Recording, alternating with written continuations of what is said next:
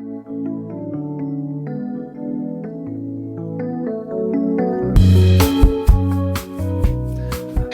und herzlich willkommen zu einer neuen Folge des Laufend Entdecken Podcasts, dem österreichischen Lauf-Podcast, den ihr schon ganz, ganz lange hoffentlich frönt und auch immer wieder einschaltet, und zwar jede Woche am Freitag um 9 Uhr früh. Wir haben letztes Mal schon in Vorausschau der 200. Folge euch ein Double-Feature geliefert und haben euch das um die Ohren geschustert, und ihr habt es hoffentlich auch alles schon angehört, weil dieses Mal geht die Luzi so richtig ab. Wir habt nebenan schon ein anderes Interview und eine Folge mit Flo und mir alleine, und jetzt da haben wir für euch einen ganz besonderen Leckerbissen, den wir euch sofort und ohne große Umschweife über irgendwelche Punkte und Sterne und sonstige Sachen, was wir sonst so vorher sagen, einfach direkt servieren wollen. Dazu werde ich jetzt allerdings auf Englisch wechseln, weil sonst versteht er uns halt leider heute nicht. Da kann man nichts machen. Aber deswegen machen wir das jetzt auch. Und zwar wir sind ich und der andere. Servus. Servus. Und wen haben wir noch? Flo, introduce him. Hello, Jim Walmsley. Hey guys, how's it going? And happy to be here. Happy to have you. Yeah. So, I think most runners will know you, but for those 2 to 3 people that don't know you, can you give us like a short introduction and maybe why you even started running? Okay, yeah, I'm an American ultra trail runner. I run for Hoka and Wahoo. In the U.S., I'm based out of Flagstaff, Arizona. I started ultra trail running maybe, the years are adding up, I guess. But 2014-15 is when I first started. I had a background in university on the track from 2008 to 2012. So that's kind of how I grew up running, and then kind of started life, but then discovered some trail running along the way, and then started to get into that in 2014-15.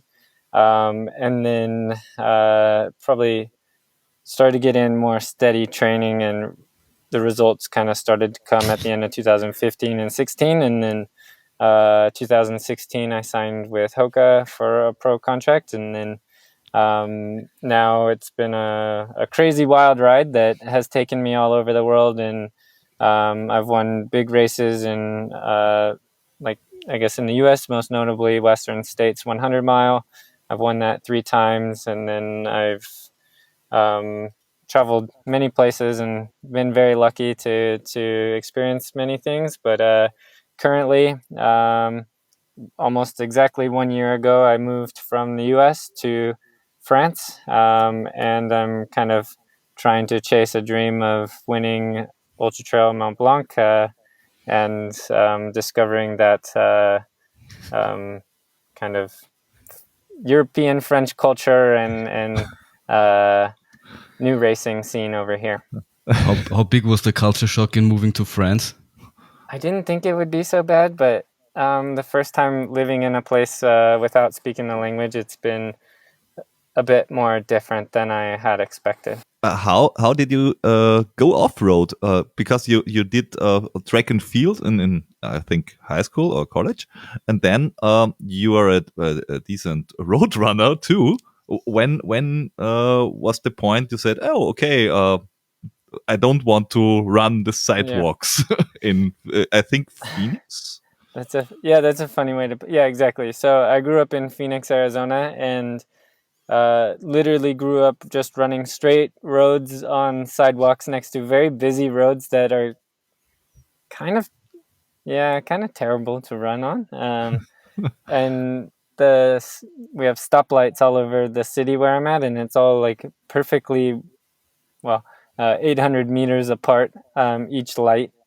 And so you can do just your perfect distance based off of how many stoplights you do. It's kind of crazy, especially in retrospect of where I've taken running now. I ran track. Is Phoenix a kind of board, a city which is we would say designed? A great city. Yeah, yes. Yeah, okay.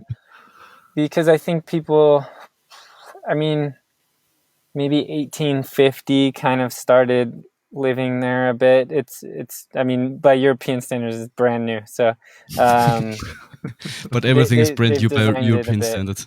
Yeah. And then my dad is actually from Phoenix as well, so he's seen it explode, and now there's like 4 million people in the area, but it's very Western U.S. built. It's spread out, lots of driving, big road, very car centric as opposed to a walkable city. Yeah, very strange actually. But I ran track in high school, college, and then I actually went to university at the Air Force Academy in the U.S. So I had to go into the military after university. That's kind of how you pay back free school, not really free. But that was kind of the agreement that I thought was a good idea. Yeah, it has pluses and minuses, obviously, but very obvious ones too. But interestingly enough, it took me, and I got stationed up in Montana. And Montana, I was kind of, maybe I was 22 or so, 23, and I thought my running career was done. Like, I was too old. I didn't make it. I didn't have an opportunity. I wasn't fast enough to go like chase Olympic standards or times or anything like that. I think at 22, I walked away from the track. Like, I guess the first time I broke 14 minutes in the 5K was in 2010. But by the time I left in 2012, my PR was 13:52, so I didn't really knock a whole lot off of it there. And I think there's interesting like mental plateaus on the track, and doing the exact same course with a stopwatch, that now in retrospect, when you compare it to the trail and just the freedom of never comparing anything because the conditions are always so changing, you can't like, it's each its own performance. It feels like it's unlocked a lot of my potential running wise mentally with how trail running works compared to how the track, I felt like I plateaued for a while. But I thought my running career was done in 2012, 13, and when I was in the military. So, but I was up in Montana, and it's a really great outdoors kind of area, place, and for discovery and adventure, and have big mountains, big winter. First time living in like true winter. I had lived in Colorado for 4 years, but Montana, I think, operates a lot more European-esque with more revolving hobbies with the seasons. Where in Phoenix, it's either, we say it's spring or summer. There's nothing in between. Like, it's sunny 330 days out of the year, something. So you don't pick up many water sports or winter sports growing up there. And so I started kind of discovering like some hiking, and then realized, well, I could just run this and do 3 hikes instead of 1 hike today. And so I kind of started running some of them. I'm like, oh, people actually do this for a little bit of the sport. Like, people in Montana are weird, but I guess I could get into this. And then I started doing some short trail races, and I thought like, oh yeah, the short trail races should be where like the best runners are racing in like this event that has 3 different distances. So I'd go do the short trail race, and I'd smash it, but then I'd be like, man, I didn't get to race the guys I wanted to race. Like, why are they in the longer one? Like, this makes no sense to me. And basically in the track, I almost think, I mean, the 100 meters, kind of the top of the pyramid, where the biggest stars are going to be Usain Bolt's on the 100-meter line. And for the most part, you can kind of theoretically trickle it down from there. And as you're slower and slower, you have to run further and further. And it's almost a punishment to have to run the 10K. But obviously at an Olympic level, everybody's like extremely fast, and the competition's quite good. But I guess I was never that level, so I was just kind of more or less the slower kid to some degree. And then get into trail running thinking like, oh, I'm a fast kid now, I'm going to be in the short race. And then you realize, all right, all the fast guys do the long races. And yeah, and then that kind of opened the door into, I guess I got, I left the military and just had to figure out what I want to do with life. It kind of ended abruptly. And I had to figure out, I guess the 3 choices I kind of had was, put a job resume together and apply for jobs, put a resume together to apply for more school, or go move to a mountain town and get a job at a bike shop or running shop, and I chose the default, and I got a job at a bike shop in Flagstaff and kind of moved back there and was just like, I kind of committed to myself that running was making me happy. It was a really good outlet for me, and that I was going to try trail running until I was 30. So that would be like the next 5 years of this is what I wanted to take some time in my life to do for me. And then little did I know, after 6 months, 1 year of kind of putting more time into it, it eventually became my job. And then I stepped away from the bike shop, and kind of the more I put into it, the more I got out of it. And it's given me a lot. Yeah, I heard that you you did your decision to go the sport way and go to and you worked at a bike shop in Flagstaff. Yeah. And everyone who looks to America and to the US and who is running there and who is running fast there is a bunch of fast runners coming out of Flagstaff. Is there a kind of a do you met there, or everybody moved there to run, or is it just something in the water? So I guess Flagstaff kind of became famous because there was a very famous coach, maybe 10, 20 years ago, that kind of set up a Olympic altitude camp for marathon runners, Jack Daniels.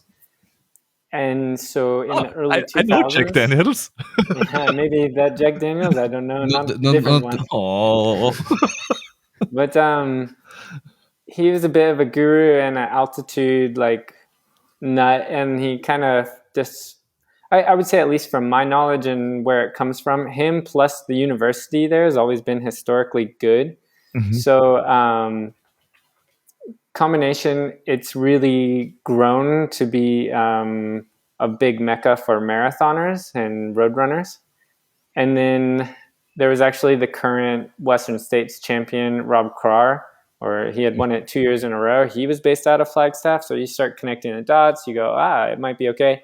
And then a big draw for me personally was, so originally from Phönix, when I moved away from Montana, actually, I moved back with my parents for 3 months, I think, maybe a little less. And I started looking for places to move up to Flagstaff from there. And it's only 2.5 hour drive from where my parents live. But my parents live in a desert, almost maybe 200-300 meters altitude.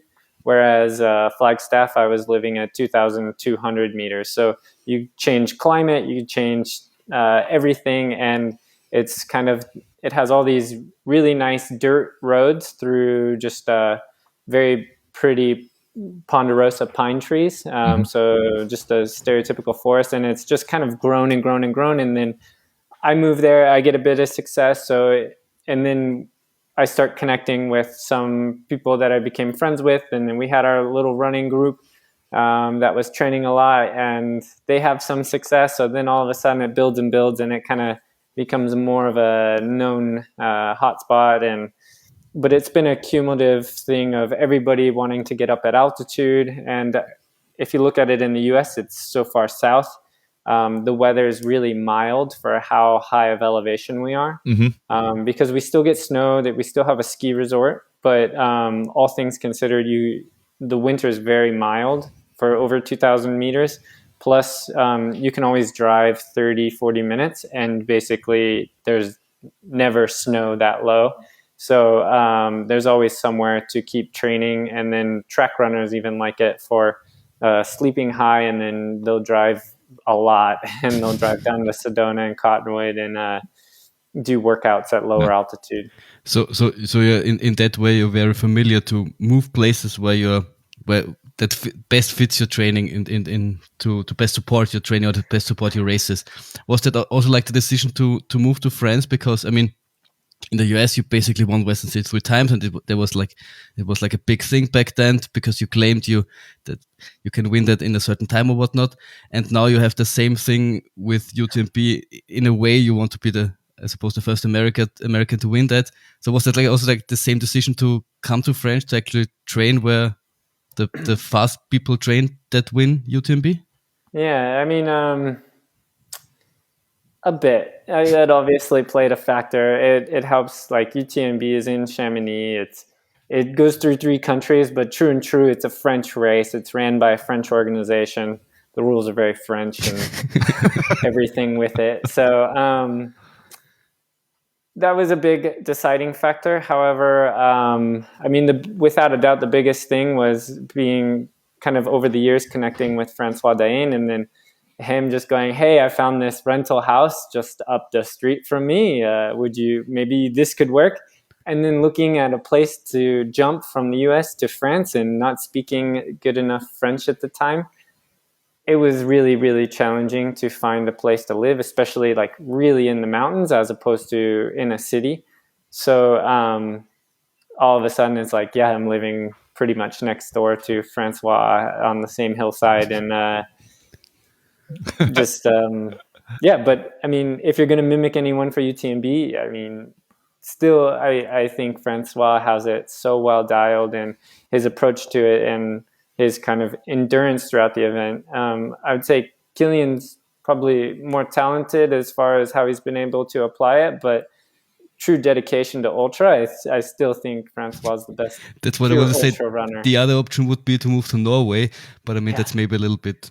But a guy from the desert, maybe it's a little too far. But now that I've been in France, maybe I can imagine Norway a bit. And maybe in 10 more years, Norway is quite warm. So who knows? That's the first step. First train like Francois then train like Kilian, and then you can really win UTMB like 5 times or so. And then then you all move to Denmark. Hey, they have the current Tour de France champion right now. Yeah, Denmark's not so bad. Yeah. He's amazing at high altitude, big mountains, and he's from Denmark. Maybe we're onto something. Yeah. But in the meantime, I mean, you also do run the World Championship. First and obvious question: why why run the World Champions? Yeah. So I mean, first, I think you kind of look at the year and you try to put together a schedule. And for me, last year and this year, it was working backwards from the date that UTMB is. So you look at that and you try to see maybe what's 2 months before it is your first real big push. And then 2 months before that, because I like maybe 2 races to lead into my primary goal. That's generally how I've approached Western States, and it's kind of worked out well. Mm-hmm. However, I've also very much been obvious that UTMB is not Western States in many, many ways. But I still like the idea of having a really big training block to prepare for something quite a bit earlier than UTMB. So you're not coming into just a brand new, fresh block and it's your first race in August. Like, that's not so good. So 2 races really jumped out. I mean, one race I've always wanted to do is Lavaredo at the end of June. Mm-hmm. Always running Western States, it always conflicts with Lavaredo. And I mean, the Italian Dolomites, I got to stay there 1 or 2 nights on the way to Croatia earlier this year, but for the most part, I have not explored it. And it seems like one of the gems of the world. But, I ran it once, like 5 or 6 years ago, Lavaredo, and I can say it's one of the most beautiful races I ever run. Yeah, so another reason to check out that area. If you run Lavaredo, I think you should take your photo camera with you.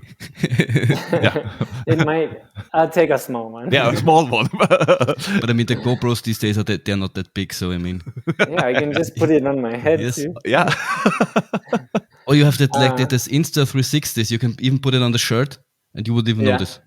Yeah, not bad. And when you already have to carry 6 kilograms of backpack, it's not so much. Never mind. Yeah. But so that was one. It's still on my bucket list of kind of races to do.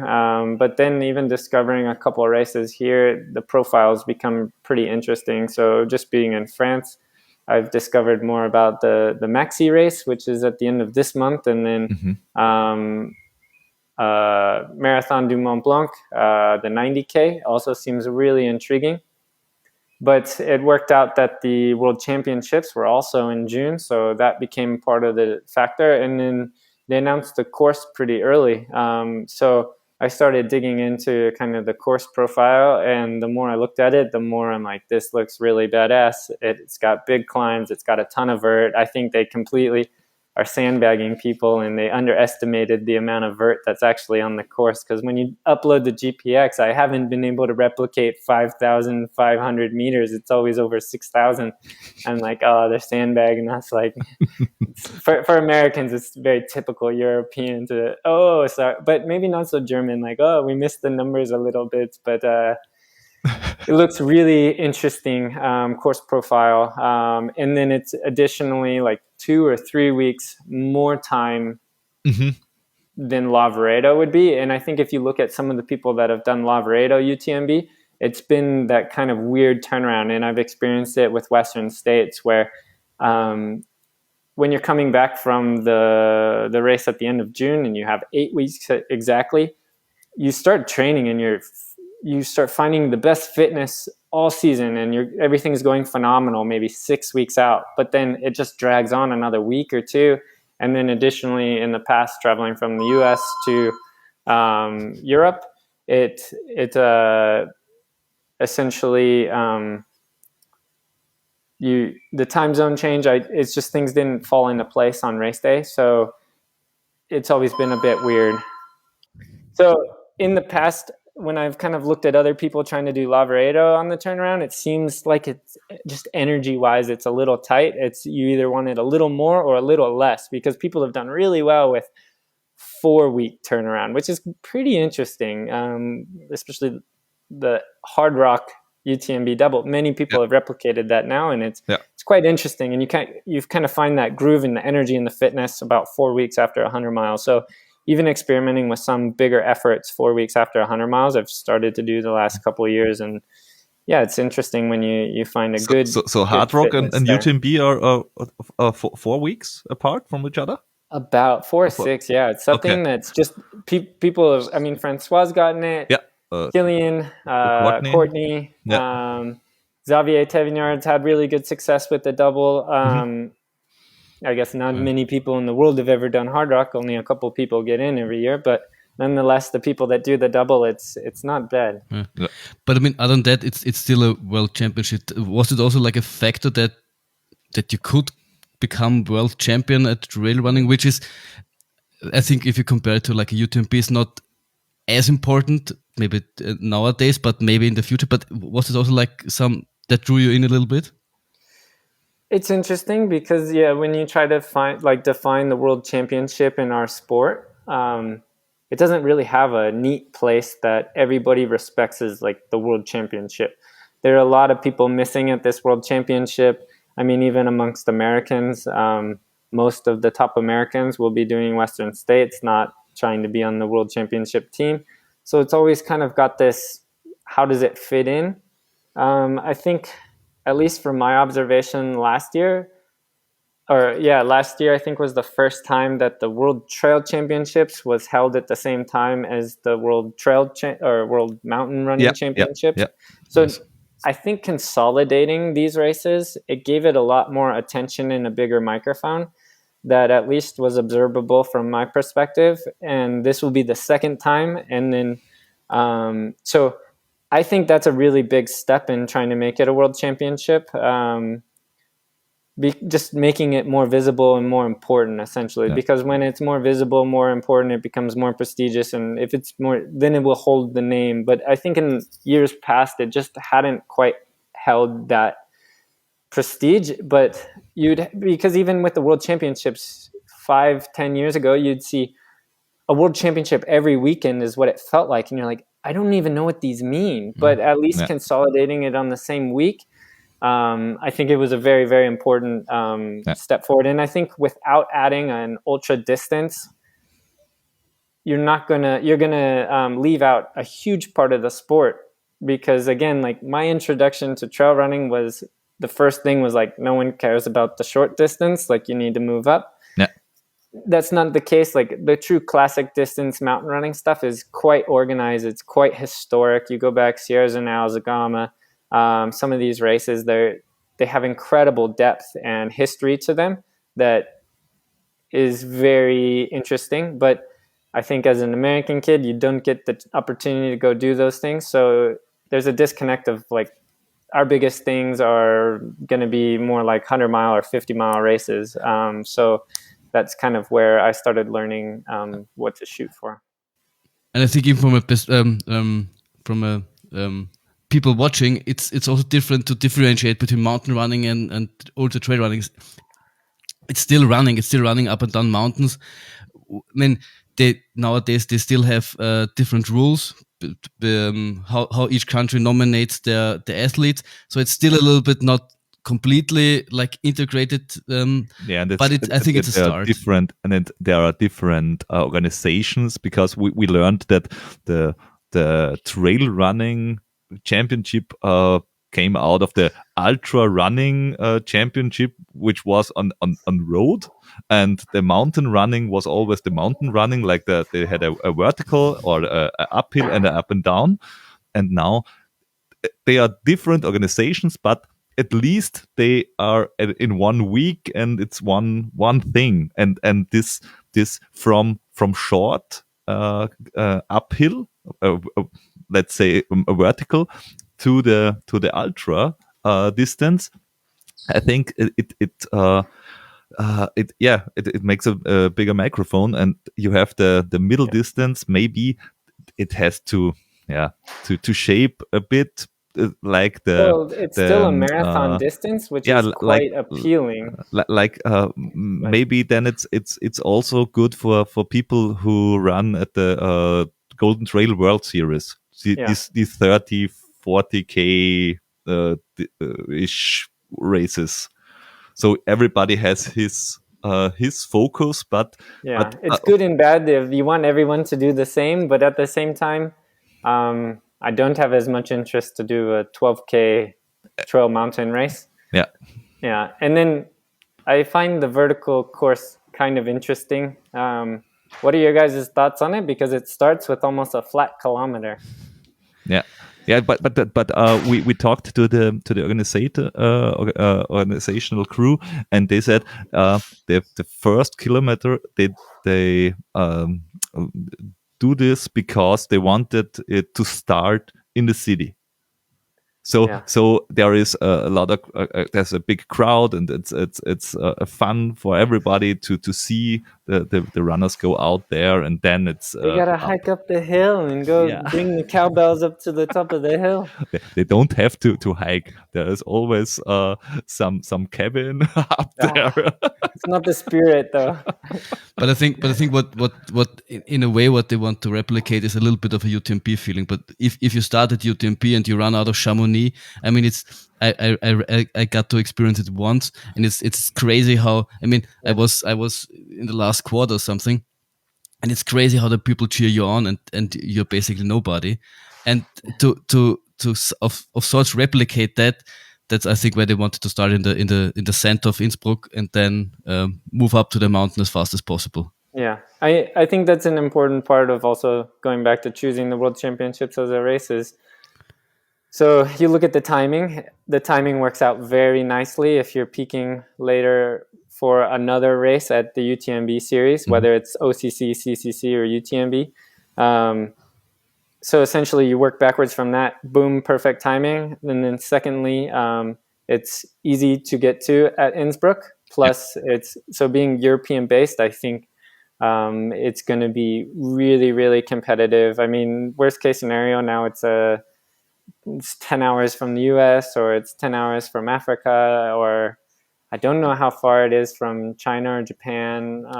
But there are direct flights to Austria, and there's an airport in Innsbruck. I mean, in the city. I think there's a big reason that, in my opinion, many really great developed sports are kind of European based, and I think maybe me moving here is a bit of a realization that a lot of the events that I want to be racing are favorable to be based in Europe and not traveling back and forth for many reasons. But from an American perspective, what do you think we need to happen, other than maybe scheduling and not colliding with the Western states, to get the World Championship up and make it more important, so that maybe people would choose it instead of Western States or something else.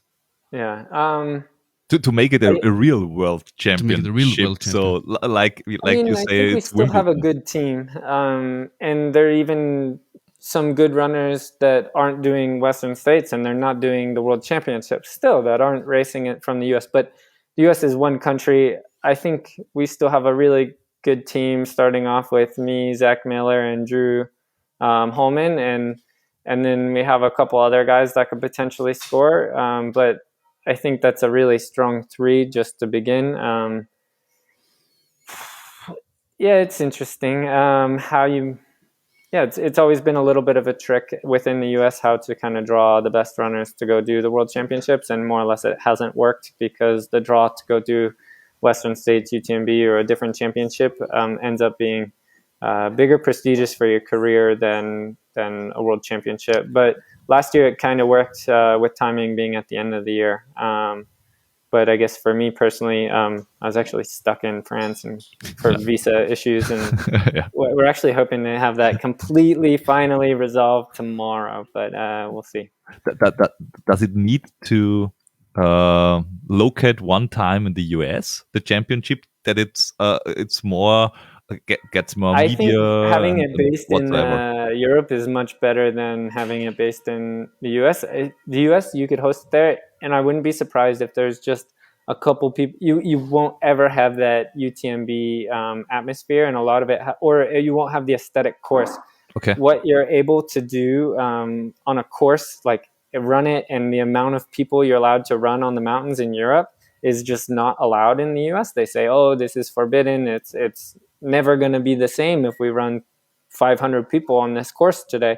It will be gone forever. The mountain will go away. So they don't allow it. And then, but in Europe, they do it all the time. And then in addition, you have so many cities that are bigger populations that are close to mountains, and essentially you also don't have people that mind hiking or maybe taking a cable car, or at least waking up early to go catch some climb. You just get hundreds of more people going to do that, as opposed to in the US.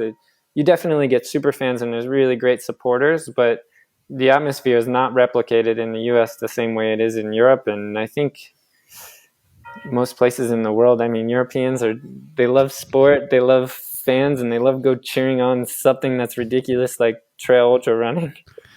Yeah. That is this the main difference between the US and Europe when it comes to trail running? How you see is from how the races are set up, how the people race. Is there a difference even in the way the organizers do this, or you are doing this? I mean, there's a lot to unpack on the differences. There's a lot of differences. Some of the basic differences I find are, firstly, being that many of the races in the US are permitted through the national forest that the US has. So numbers are limited. So that's why you see only 165 runners at Hard Rock. You see only 160 or 365 at Western States. They go through these wildernesses and these protected zones that they don't allow more people. But it tends to be all the really cool places are protected that you can't host permitted races through. Like you can't do a race through the Grand Canyon. It won't happen. So it just ends up being a FKT, fastest known time sort of thing, as opposed to an organized race. I mean, a race on the Grand Canyon would be pretty insane. It's an incredible stadium for something like that, but actually a dangerous place too. But then you race across the Grand Canyon and then is stuck behind a donkey. I mean, that would also be very hilarious. In a race, you might kind of shuffle past. You might not be so happy, but a race scenario, you might shuffle past. But yeah, you'll probably get stuck behind some. They're mules, not donkeys. They're a hybrid between donkeys and horses. Yeah, and in the UK, you're stuck behind the sheep. So where's the difference? I don't know. In Beauforton, where I'm living now, you can get stuck behind many different types of animals. But we mostly have cows and goats. And lots of fences to go, like a little electric fences where they're starting to put them back up because the cows are moving up valley towards us again.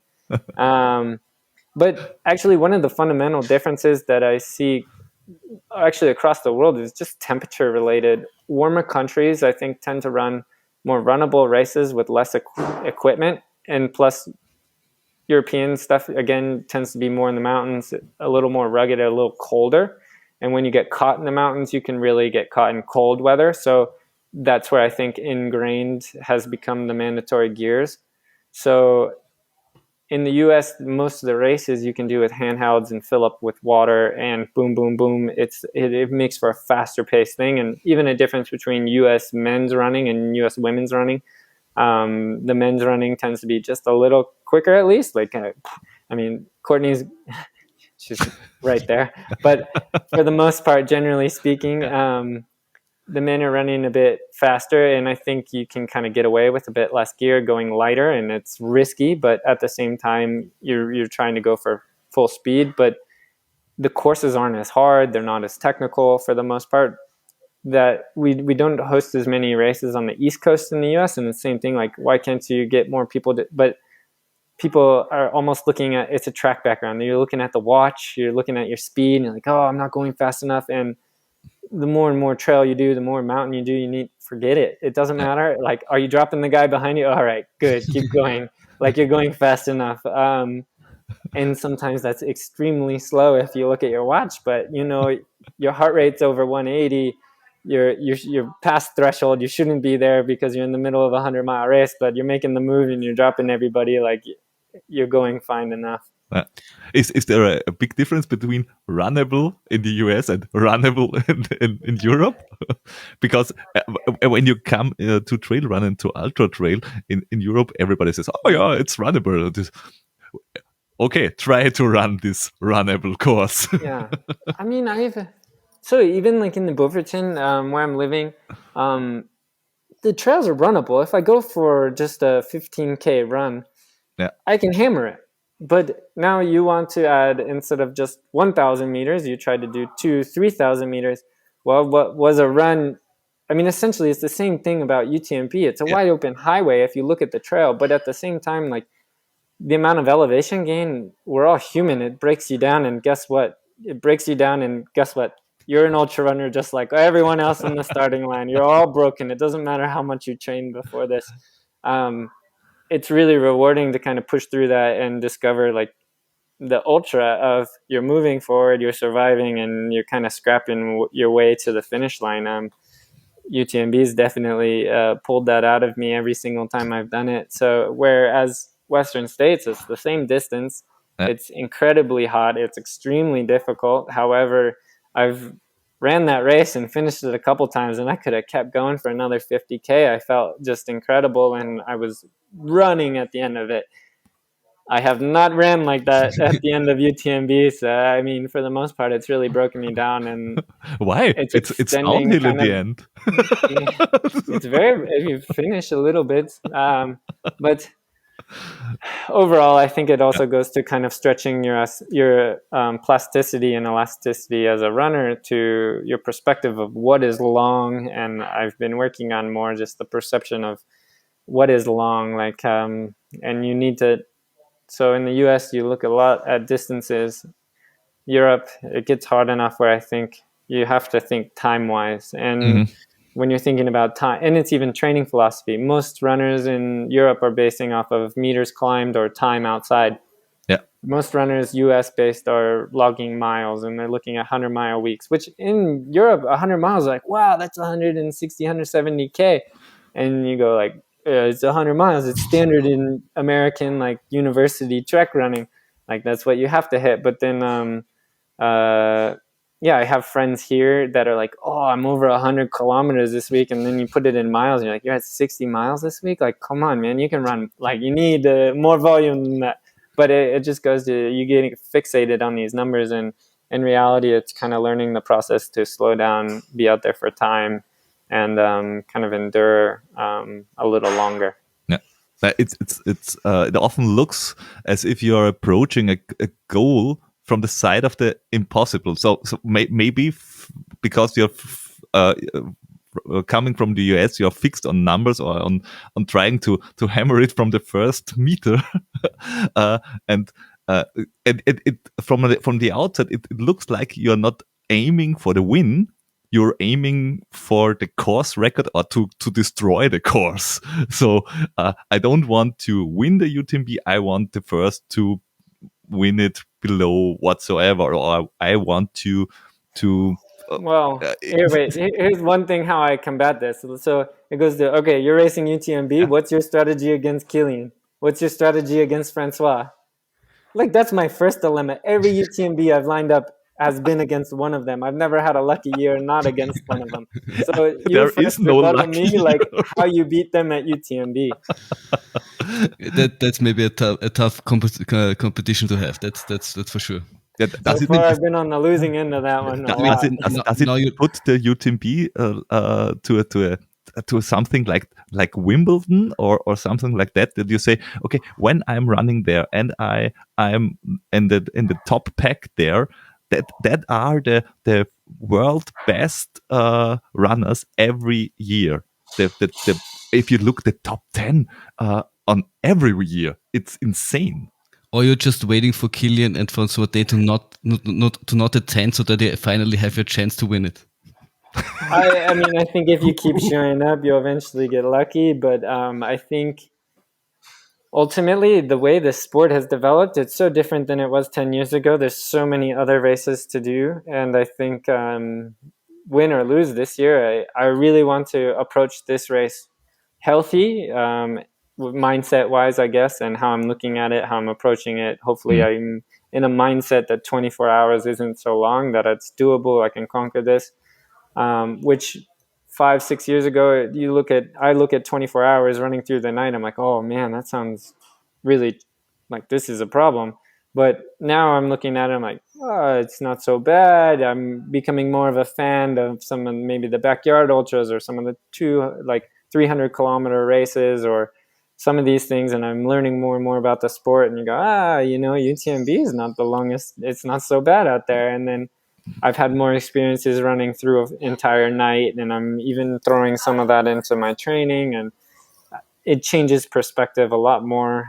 So I think the learning process has been there. Like UTMB has kind of been the carrot at the end of it, but it's been more about changing my own perspective of the sport rather than just UTMB being the thing. Like, I think that's not necessarily healthy to fixate on like success being measured whether I win it, but at the same time, yes, it's obviously a driving factor. I obviously want that, but at this point I feel extremely like gratified of how much I've grown away from the track runner mentality and into just someone that can go survive in a really hard course on a really hard day or a couple days maybe, and that's where I've wanted to gravitate towards for myself as an athlete. But then I guess now bring it a little full circle. This is where I've kind of tried to build that direction as myself as an athlete, and especially towards moving out here to France and working on it before I got out here. But now the World Championships, you look at it, it's 86K. It's got more vert per kilometer than UTMB does. And I'm looking at the course going, oh, this looks like it's really within my wheelhouse. And I'm extremely excited about Innsbruck. So you're basically planning, you're coming to win it. So it's even if it's like a preparation race for UTMB, you're not there to have like the faster training run. No, I'm trying to. So one debate though, it also goes, okay, how much do you want to challenge yourself on the course? How much do I want to hammer and really like try to just get the most pure, best performance of myself I can? Or do I go, okay, it's a world championship, the goal is to be podium, the goal is to win, run a bit more tactical, wait.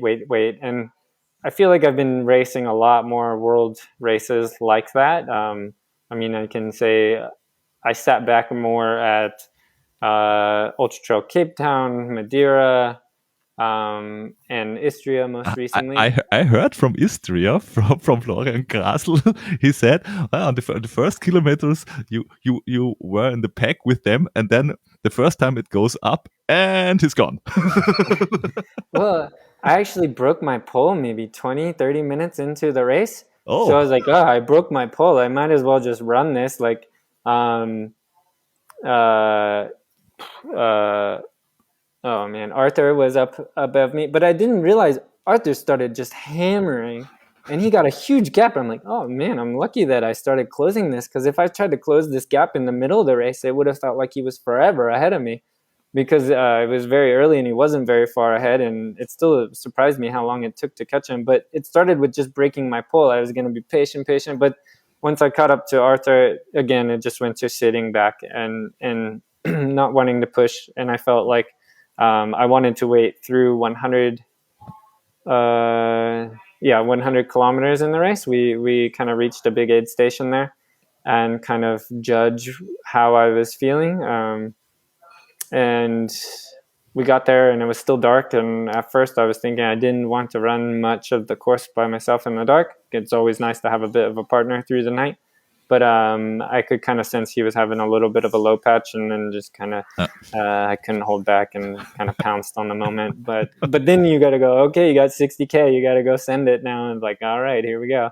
So, but it went pretty well after that. And I mean, I was able to switch my poles out at the next aid station. So the rest is history, I guess. And it was a very smart move, I think, that you did Istria that early in the year, because so you are in UTMB and had not have to be nervous in June or whatsoever. When everybody tries to get these last things, because they did this not only the first three and the second chance and whatsoever. It's really complicated now.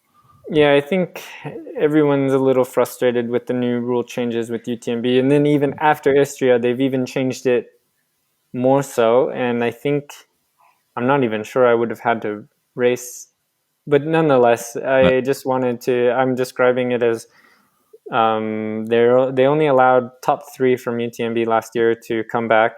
I was 4th place, so I was the first one out that way. I didn't have another qualifier, so they're like, "Oh, sorry, you got to race in." I was like, "All right, I'm gonna race in. I'm gonna get an entry. They make you pay 400 whatever euros to get in, and I'm not. I don't owe you any favors when I show up to UTMB this year. Like, you didn't help me out at all to get there. In the years past, they give you a bib, they get you in, and I think they had an amazing entry for elite athletes to get into UTMB, and that's kind of what's created the event for the atmosphere for all these elites to show up, is kind of the encouragement of how easy it was to be an elite runner to get into the race. Yeah. But a lot of that changed this year, and they really want you as an elite to do one of their other races no matter what. And so they want to promote the other races, I think, the entire series. So essentially there's frustrations with beginning that. They run and own a lot of amazing races throughout the world. So, I mean, it's not so bad, but yeah, it's becoming a bigger system that's a little frustrating to be. There's good and bad to it. Obviously, UTMB is still UTMB. It's quite an amazing event and an amazing race. I mean, you get to run a circle around the tallest mountain in Europe. It's pretty cool. Yeah, but we have a lot of awesome mountains here, even in Innsbruck. Yeah. One question I have about the weather. Is there a nemesis for you? Like, you're a pro runner, okay, so you run all the year, but is wind or heat or rain or snow or maybe creaky noises off the poles, I don't know. So I found that I think I get colder at night than I really realize. And one thing I've started doing in the last year is, if it's going to be a colder night run, I just start wearing tights. I know I'm good at the heat. If I get hot, I'm okay with that. But if I get cold, I have found that I get into some trouble sometimes. So, I mean, a simple thing for me is I've started just racing in full tights a lot more, and keeping my legs covered a bit. I found when my kneecaps get cold, I don't like running so much I lose some of the sensation in my legs to kind of feel the hill and how hard I'm actually impacting the ground when my knees get a bit cold.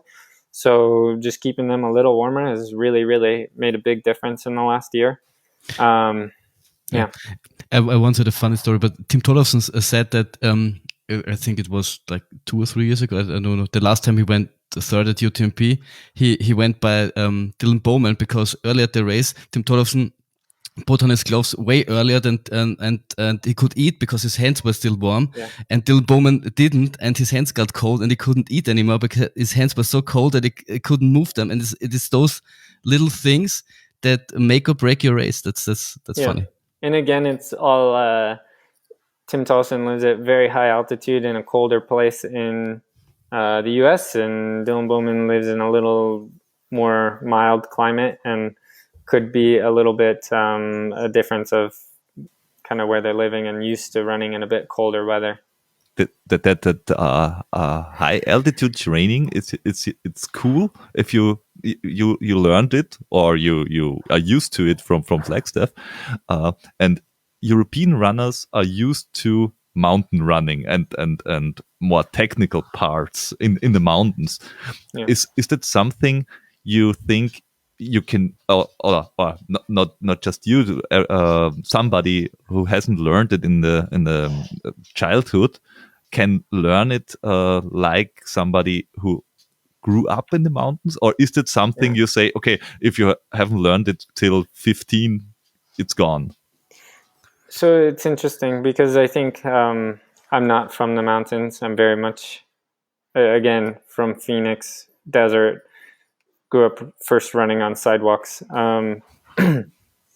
But one of the things that, in my opinion, is interesting, when I look at more technical sports, whether it's cycling, mountain biking, and especially what I'm learning through a bit as I've moved to Aresh is ski mountaineering.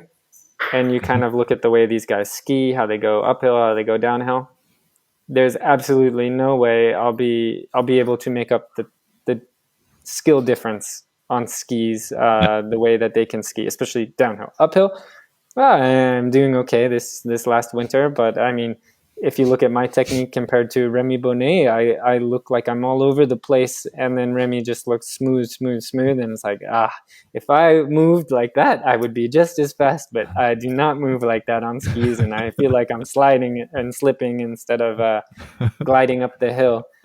Don't put that over the top, because we had Christine Berglund in here, and she's tried skiing, and every time she tries skiing, she breaks her bones.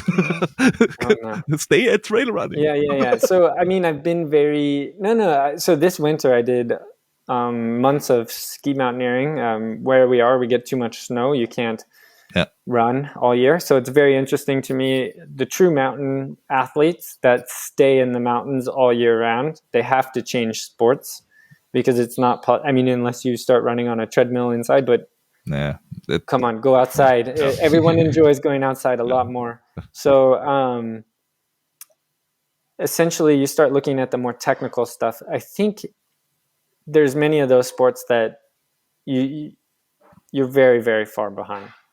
Whereas with running, it's interesting. We all grow up running on something. We all grow up using our feet. We have more of a feel, in a sense, with our feet as humans that isn't like skis. It's not like a bicycle.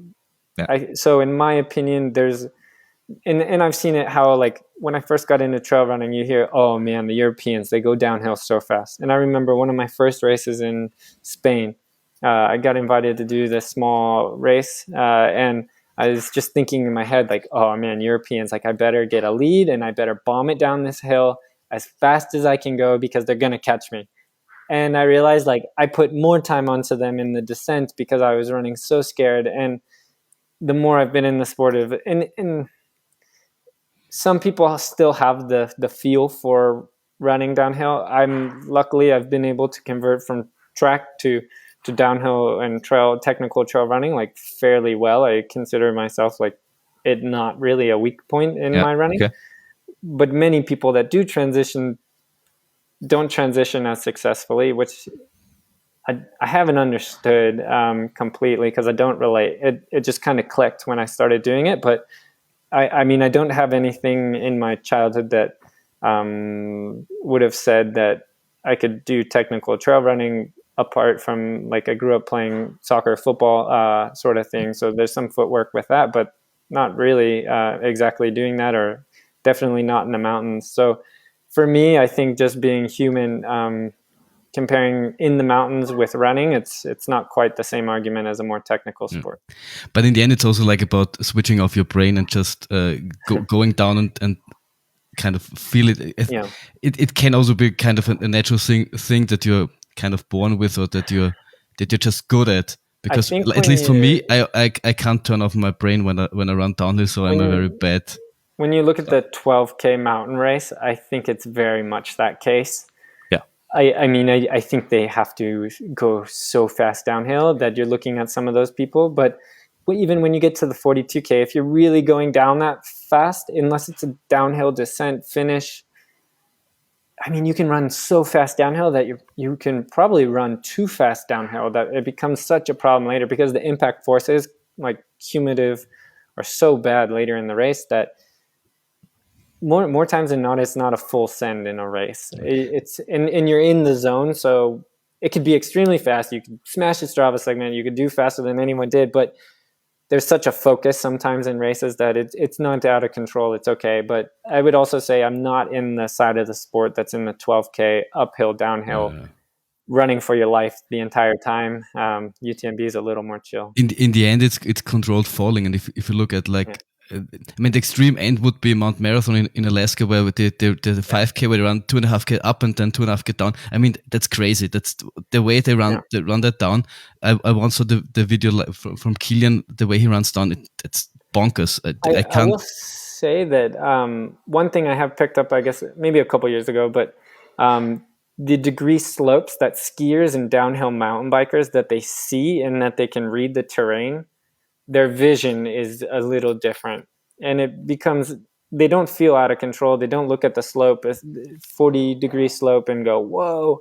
They look at the 40-degree slope of like, I've skied steeper than that. That's fine. Let's go down it. And essentially their vision's a bit different, I think. And that's an advantage going very, very fast downhill.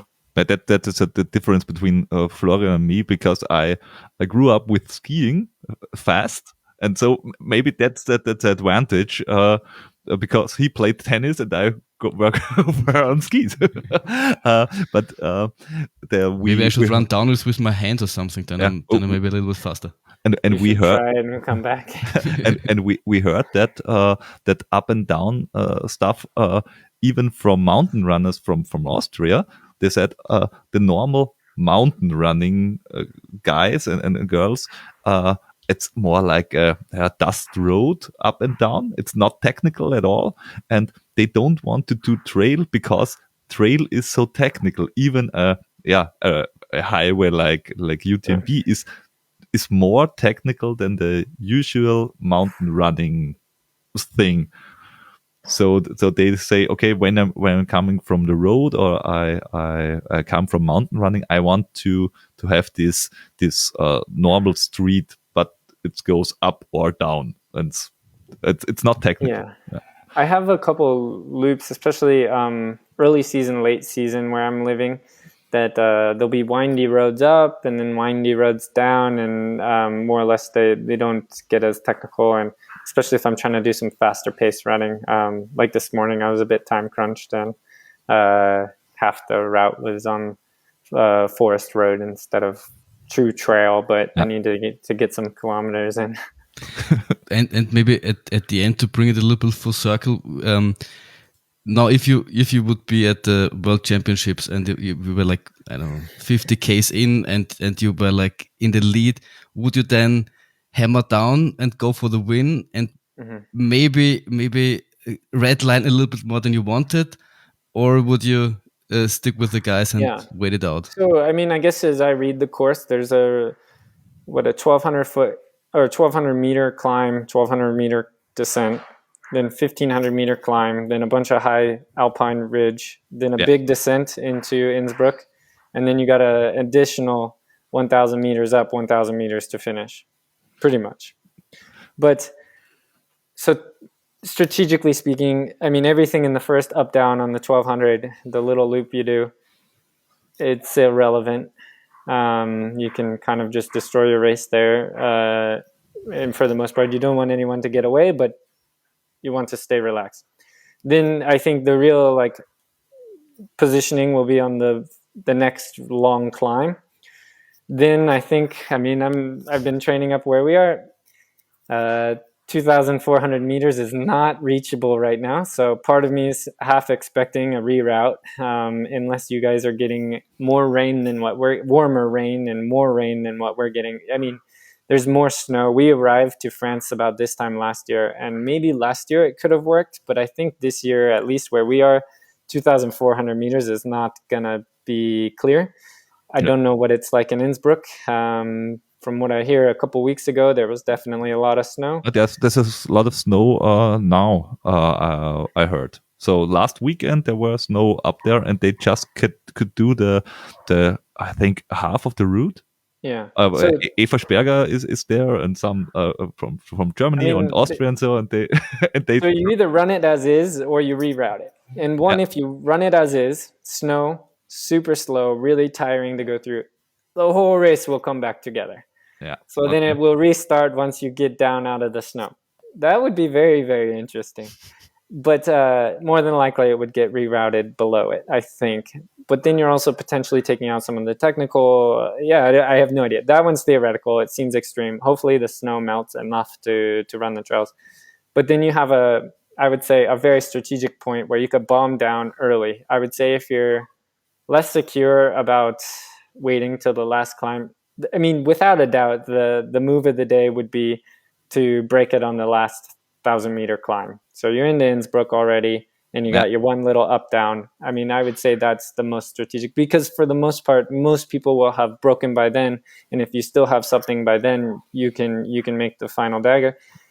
If you're savvy enough, I think Killian's like this. Killian would just wait till the last descent, and you can just bomb the last descent into town. But for the most part, I always flinch first, and I would rather make it a long, hard race from the beginning for the entire thing. So I would be looking at maybe somewhere on the ridge. It depends with what runners you're with. Sometimes, other American runners might not be as strong technically. So if you're trying to gap them for the win of the race, a technical portion could be good. If you're with a European that has more of a road background, you probably don't want to wait till necessarily the descent, because if they turn it off and just let it go, they'll be fast. So sometimes it depends on who exactly you're with. Do you go to Innsbruck before just to check the course out? Or It's so initially a couple months ago, I had it on my calendar as I would go. It's about a 9-hour drive, or about a 9-hour train, I think, too. But to get from where we are to just the train to begin the train is kind of a pain. So it turned into looking up. The more I kind of studied the course a bit, the more I kind of realized, like, this looks like the Beaufortin kind of profile. It looks very much like the gradients on the course. I can easily get 30-40%. The steepest stuff we'll see on the course, I can easily get that out my back door where I'm already living. Mm-hmm. Plus, I know people, especially the French team, seem to be studying the course a lot, and they've already been there. And I don't know, very serious. The Swiss team, the French team, it's near for the Italians too, and the German team. So it's right in the middle. It's part of why I think it's a very nice world championship. But many of them have ran into the same problem, that when you try to scout some of the higher parts of the course, it's too early. I mean, it's really going to open up 1-2 weeks before the race, if it does open up. So you patient. I'm curious, have you guys had pretty rainy weather? Yeah, the last I think 2 or 3 weeks is really rainy, and I don't know how low the snow comes. I don't know, but I think the more I look at Innsbruck, the more I'm like, it's exactly where I'm already living. So it didn't make as much sense coming back from Istria, the recovery, running 100 miles. That's the earliest I've ran 100 miles in the season. So And it's an 8-week turnaround between those two races, which is, again, an interesting turnaround. So we'll see how that goes. But it's been good so far. And we've had rainy weather here, but I also think there's something in my gut coming from Phönix that June is the beginning of summer, and it could be a very hot race as well. I don't know. I just I don't trust weather, and I always think. Yes, it's funny because last year, last year, Innsbruck had to recourse because on the Patschakofer near Innsbruck there was too much snow, and a few weeks later in June in Salzburg, I think what's two hours away, we had 32 degrees Celsius. It was crazy. Yeah. So I think June's an interesting time. It's hard to predict what the weather's actually going to be like. But if it is warm, especially for me being European based and all the Europeans, it will be the first warm race that any of us do, and I think we'll all get kind of roughed up by it. Yeah. And I think especially this year, it's cold very long. I mean, I can remember at the same time last year, it was way hotter than this year. So that's definitely a factor. June, and June is a good month that there are no thunderstorms and so because July, August, the weather on the mountains it's not good predictable, and June is a good month for that stuff. Yeah, it's runner friendly. Yeah. We'll see. Yeah. Okay. So, Flo, do you have anything? No, I have nothing on my digital note block anymore. Thank you that we have taken so much of your time. Sorry about kind of the fiasco of everything today. It's nobody will notice once I do my magic. So awesome. Yeah, it's and great. Thanks for doing one of your few podcasts in English. Thanks for making the exception for me. We were kind of very nervous. Yeah, we were kind of very nervous because I mean you can hear that we are German, not speaking English fluently. So it's Austrian English. Austrian English. It's the Austrian your English is amazing and extremely easy to speak with and understand. When we go to German area, it will be my first time to Austria, but when we've been to Germany, it's always been incredible how welcoming, and because I speak no German, so and I mean, you're used to the French people, so nothing can shock you anymore. They're not as open about speaking English to us, and then where we live, when people find out where we live, they go, "Oh, like where's the nearest English-speaking person to you?" Like it could be 50K. I mean, we're quite tucked away, but I'm excited, and when we come out to Innsbruck, I'll be staying a little outside of the city to maybe keep it a little more similar to Beaufortin, and hopefully there's some good cows out there to listen to. So that you feel like home. Exactly. I'll sleep better. I always say, even El Bandi said it's wrong to be French. So I mean, just putting it out there. Oh, I'm still American so far. Yeah, but I'm right now. I'm debating potentially coming out a couple days earlier just to see more of the course. And I might be racing earlier than the trail championships while I'm out there. Okay. Yeah. We hope we see you in Innsbruck. We will be there the whole week. Awesome. And will be an awesome championship.